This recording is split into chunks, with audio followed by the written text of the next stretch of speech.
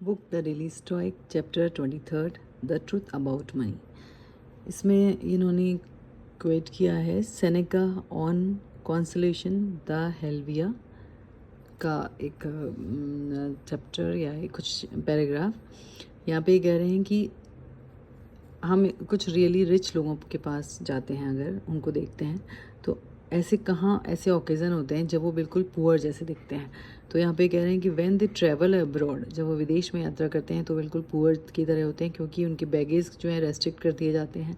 और जब बहुत शीघ्रता होती है, जल्दी होती है, दे डिसमिस देयर एंटूरेज, और उनके साथ जाने वाले लोग हैं उनको भी वो नहीं ले जा पाते। अदरवाइज़ वो उनके साथ उनका एंटूर साथ चलता है, मतलब 5-10 लोग उनके साथ चलते हैं। तो यहाँ पर कह रहे हैं, और दूसरी तरफ उनको देखिए जो आर्मी में लोग हैं, उनके पास बहुत कम सामान होता है, बहुत कम उनका पोजीशन का कुछ होता है, और सिंपल एक ही टाइप की ड्रेस होती है जिसमें वो ट्रैवल करते हैं। तो यहाँ पे वो इक्वल उनको बता रहे हैं कि रिच भी जो हैं वो पुअर के जैसे हो जाते हैं। अब यहाँ पे जो ऑथर हैं एफ स्कॉट फिट्जरलैंड, वो कह रहे हैं, उन्होंने द ग्रेट गैट्सबी में एक स्टोरी उन्होंने कोट की, उसको उन्होंने लिखा है कुछ जो क्लासिक लाइंस उन्होंने वहाँ से ली। Let me tell you about the very rich, they are different from you and मी।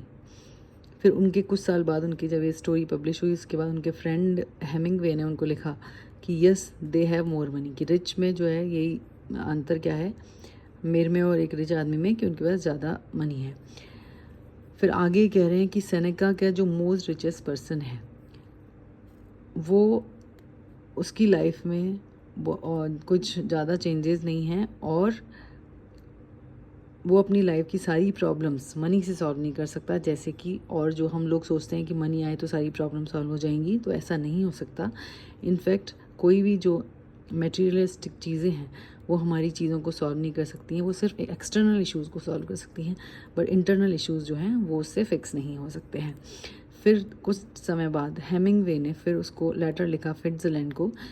उन्होंने लिखा he thought that special glamorous race, कि वो एक स्पेशल रेस में है रिच बनने की, और वहाँ पर उसने आकर पाया कि वो बर्बाद हो जाता है। तो यानी कि रिच बनने से आप बर्बाद हो जाते हैं, पैसे के पीछे भागने से आप बर्बाद हो सकते हैं।